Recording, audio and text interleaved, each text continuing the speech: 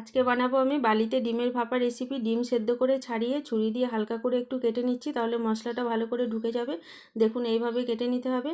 ডিমের ভিতরে দিয়ে দিলাম টমেটো কুচি, পেঁয়াজ বাটা, রসুন বাটা, আদা বাটা, ধনেপাতা কুচি, পরিমাণ মতো নুন, পরিমাণ মতো হলুদের গুঁড়ো আর পরিমাণ মতো জিরে ধনের গুঁড়ো, সর্ষের তেল আর চিলি ফ্লেক্স দিয়ে ভালো করে মাখিয়ে নিচ্ছি।